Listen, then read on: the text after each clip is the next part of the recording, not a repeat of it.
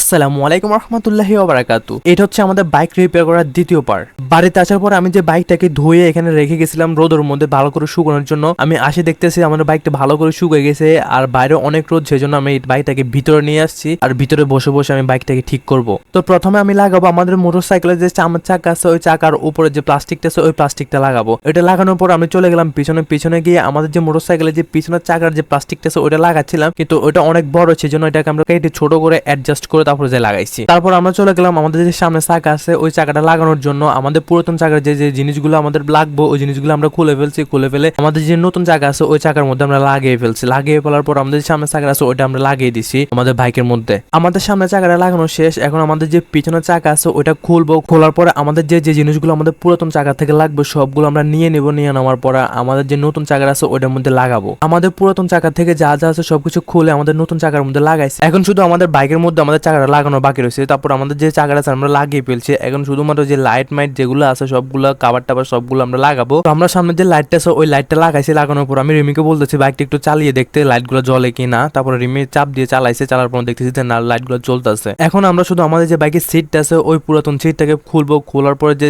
কাভারগুলো আছে ওই কাভারগুলো আমরা ফেলে দিব, নতুন করে একটা কাভার লাগাবো। আমাদের নতুন কাভারটা লাগানো হয়ে গেছে। এখন শুধুমাত্র আমাদের যে সিটটা আছে ওই সিটটা আমাদের বাইকের মধ্যে লাগানো বাকি আছে। ওই সিটটাও আমরা লাগিয়ে ফেললাম আমাদের বাইকের মধ্যে। আমাদের বাইকে আলহামদুলিল্লাহ একদম নতুনের মতন হয়ে গেছে, একদম নতুন দেখা যাইতেছে। আপনারা হয়তো দেখছিলেন আমি দুটো রঙের ডিব্বা কিনছিলাম আমাদের এই বাইকের জন্য। ওই রঙের ডিব্বাগুলো দিয়ে আমাদের যে বাইকটা আছে ওইটাকে ভালো করে রং করে ফেলছি। রং করার পরে আমাদের যে নাম্বার প্লেট আছে ওই নাম্বার প্লেটটা লাগাইছি।